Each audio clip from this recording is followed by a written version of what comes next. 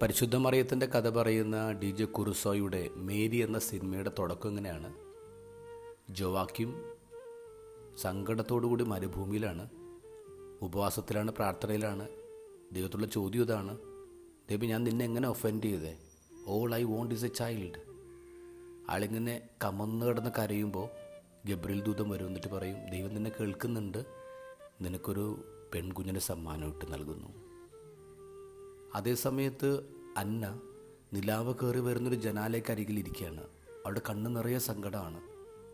ഇരുട്ടായിട്ടും ഒരു വിളക്ക് പോലും കത്തിച്ചിട്ടില്ല. പെട്ടെന്നൊരു കാറ്റിൽ വിളക്ക് കത്തുന്നു, അന്നയുടെ കണ്ണുകളും.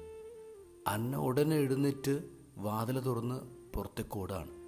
അവിടെ നിന്ന് ജോവാക്യം ഇങ്ങനെ നടന്നു വരുന്നുണ്ട്. ഒരു 16 വയസ്സുകളുടെ ശരീരഭാഷയിൽ ഇവള് ജോവാക്യമിനെ കെട്ടിപ്പിടിക്കുന്നുണ്ട്, ജോവാക്യം എന്ന് വിളിക്കുന്നുണ്ട്. അപ്പോൾ ജോവാക്യം പറയും, എടി അന്നെ, ദൈവം നമ്മുടെ പ്രാർത്ഥന കേട്ടടി. അപ്പോൾ ഇവള് ജോവാക്യമിനെ ചുംബിക്കുന്നുണ്ട്. പിന്നീട് കാണിക്കുന്നത് മറിയത്തിൻ്റെ ജനനമാണ്. ദൈവത്തിൻ്റെ പ്ലാനും മനുഷ്യരുടെ പ്രണയവും ചേരുന്നതാണ് മറിയത്തിൻ്റെ ജനനം. ദൈവത്തിൻ്റെ പ്ലാൻ എന്ന് പറയുമ്പോൾ ഇറ്റ്സ് ബയോളജി, മനുഷ്യരുടെ പ്രണയം എന്ന് പറയുമ്പോൾ ഇറ്റ്സ് ഡിവൈൻ. ഈ ഭൂമിയിൽ ഓരോ ജനനം അങ്ങനെയാണ്. ഇന്നത്തെ ഗോസ്പലിൽ അതുകൊണ്ടാണല്ലോ വംശാവലി എഴുതിയിരിക്കുന്നത്. എന്തിനാ? ഇറ്റ്സ് ബയോളജിക്കൽ എന്ന് കാണിക്കാനാ. ഈ സിനിമയുടെ ആരംഭത്തിൽ മറിയം തന്നെ പ്രസൻറ്റ് ചെയ്യുന്ന ഇങ്ങനെയാണ്: I was chosen to deliver a gift to the world, the greatest gift it has ever non.